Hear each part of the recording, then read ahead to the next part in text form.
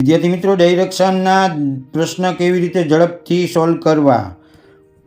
અહીંયા ઉપર તરફ ઉત્તર લેવાનું, નીચે એને વિરુદ્ધની દિશાની અંદર દક્ષિણ લેવાનું, અને બંનેની જમણી સાઈડ પૂર્વ લેવાનું, અને એને વિરુદ્ધની અંદર પશ્ચિમ લેવાનું. અહીંયા મીના કોઈ ચોક્કસ એ બિંદુથી, આ મીના છે એ કોઈ ચોક્કસ એ બિંદુથી પશ્ચિમ દિશામાં 12 કિમી ચાલે છે, અને ત્યાંથી જમણી બાજુ વળી અને ફરી 16 કિલોમીટર ચાલે છે. તો હવે તે પોતાના પ્રસ્થાન બિંદુથી કેટલું દૂર હશે, કેટલું અંતર કાપ્યું હશે, આવું પૂછે છે અહીંયા. તો અહીંયા પાયથાગોરસ પ્રમેય થાય છે વિદ્યાર્થી મિત્રો. હવે અહીંયા 12 છે, તો 12નો વર્ગ તો કે 144, 12નો વર્ગ 144, અને 16 તો 16નો વર્ગ, તો 16નો વર્ગ 256.